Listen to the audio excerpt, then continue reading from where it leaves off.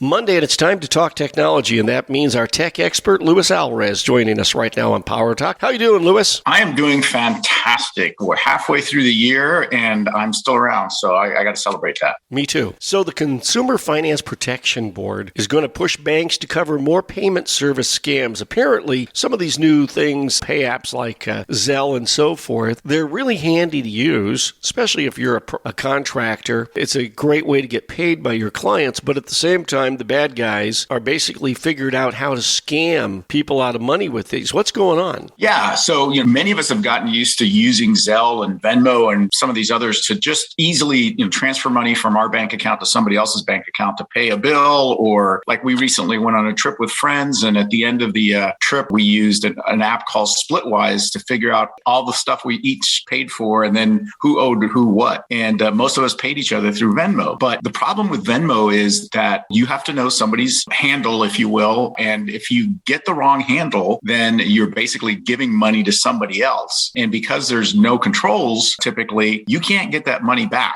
from your bank. Your bank won't reverse that transaction. That's like, hey, no, you push the button, it's on you. So the bad guys have figured this out. And now what they're doing is they're trying to scam you by sending you fake bills or sending you requests for money that look legit. And then when you wire that money or transfer that money using your Zelle or Venmo app, you're out of it. And there's nothing that the banks are required to do. And the Consumer Financial Protection Bureau is saying, not so fast. I think we need to add a little bit of a speed break in here so that consumers can't be scammed. So how are they going to do that? So one of the things that they're going to do is they're going to require things like the banks confirm the identity of the people that are being sent the money, maybe holding the money for 24 hours or something, a period of time to allow folks to figure out that, oh my gosh, no, I sent this to the wrong person. Some other breaks in there, maybe confirming person's identity by using a second identity marker like their cell phone number or something that makes it much more secure to ensure that transaction is legit. We'll keep an eye on this. Luis Alvarez, CEO of the Alvarez Technology Group, joining us today online, alvareztg.com, at AlvarezTG. That's the Twitter handle. Luis, the toll-free number for the I-Team. Give us a call at 866-78-I-TEAM. That's 866-784-8326. This 1460 is and 101 FM Power Talk.